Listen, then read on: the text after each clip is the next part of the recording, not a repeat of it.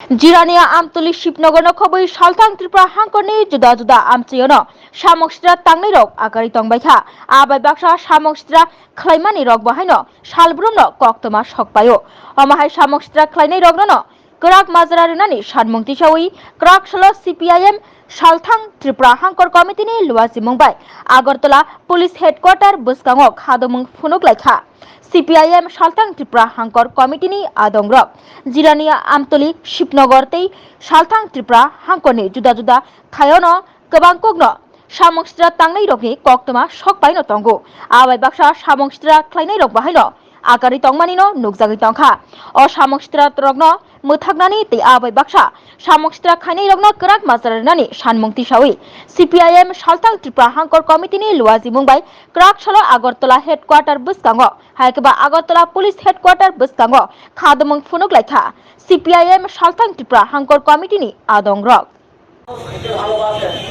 এবং আমাদের রাজ্যে যারা পুলিশ প্রশাসনে আছেন আমরা আশা করব তাদের শুভবুদ্ধির উদয় হবে তারা আইনের কাছে নতজানু হয়ে থাকবেন এই শপথ তারা নিয়েছিলেন আইনকে রক্ষা করবেন এই শপথ তারা নিয়েছিলেন কিন্তু এই জায়গায় তারা বাধাপ্রাপ্ত হচ্ছেন আমরা বলবো কোন রাজনৈতিক দলের কাছে আপনাদের বাধা থাকা উচিত নয় আপনারা একটা রাজ্যের সরকারে দায়িত্ব প্রতিপালনের জন্য আছেন আপনাদের শুভবুদ্ধির জন্য আমরা অপেক্ষা করব এখনো আমাদের 5 জন প্রতিনিধিকে এসপি ডাকিয়েছেন কথা বলার জন্য আমরা আশা করব অন্ততপক্ষে কিছুটা শুভবুদ্ধির উদয় হবে এবং আইনের শাসন ফিরিয়ে আনার জন্য কিছুটা হলেও তারা উদ্যোগ গ্রহণ করবেন এই আশা বিশ্বাস রেখে আজকে আমাদের এখানকার কর্মসূচি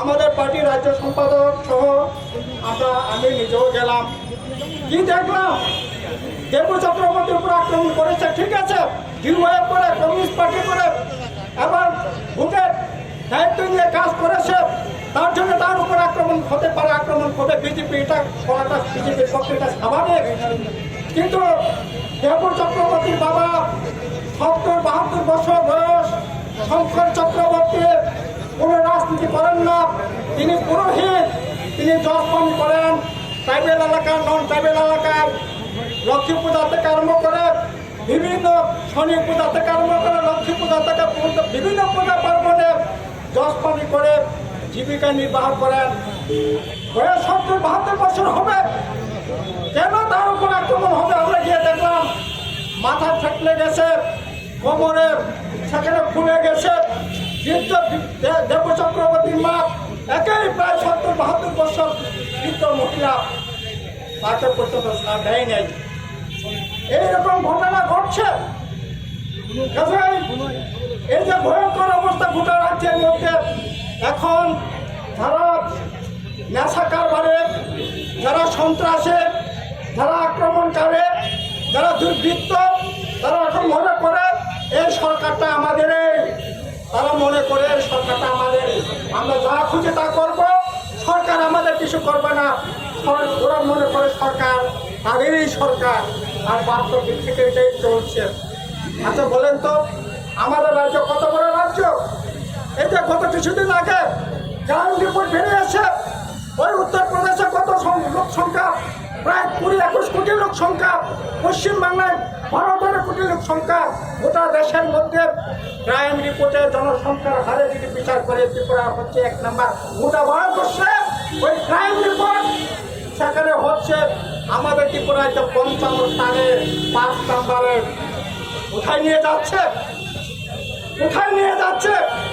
ওই নেশার যে দূরত্ব গোটা দেশের মধ্যে 36 জনের পর আমাদের রাজ্য হচ্ছে 2 নম্বরে এরকম তো হওয়ার কথা ছিল না নেশা বিরোধীর কথা বলেছেন এত কিছু বলার পর এই ভয়ঙ্কর পরিস্থিতি কেন না হবে এরকম তো নয় এখন এগুলি করবার পিছনে কি কারণ থাকতে পারে আরে ভোটে তো জিতেছেন গোটা দেশের মধ্যে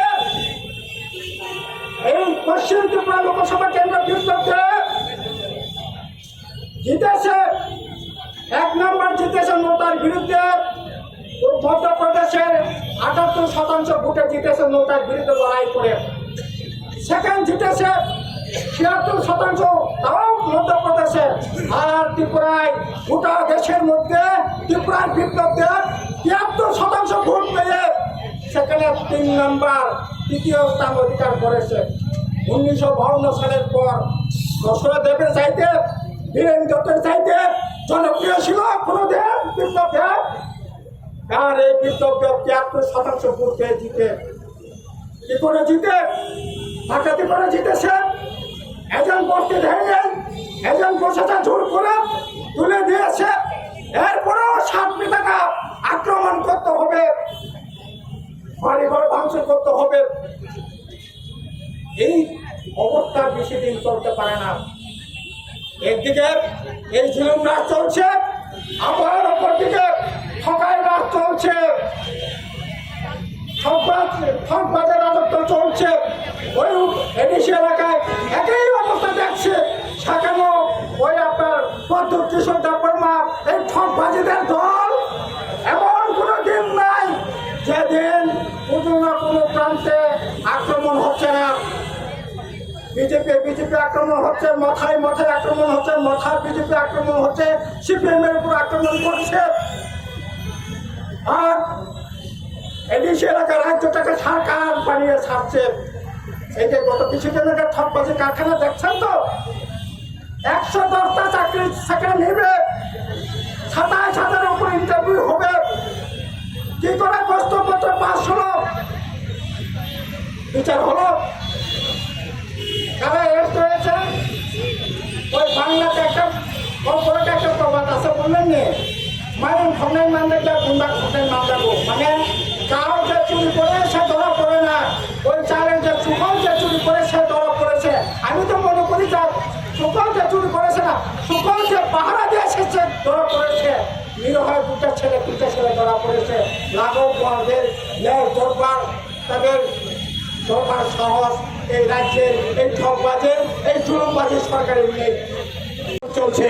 আপনারা জেনে অবাক হবেন, প্রাক্তন বিধায়ক সিপিএম এর নেতা, এই রাজ্যের বিশিষ্ট সাহিত্যিক লেখক নকুল দাস, তার বাড়ির পাশে একটা স্কুল আছে। সেই স্কুলের মধ্যে ইট পাটকেল মদের বোতল নিয়ে তার বাড়িতে ঢুকে, এই স্কুলে ঢুকে হামলা করেছে। পুলিশ কোনো ব্যবস্থা নিয়েছে গুন্ডাদের বিরুদ্ধে? কেন নেবে না? তাহলে পুলিশ আছে কেন?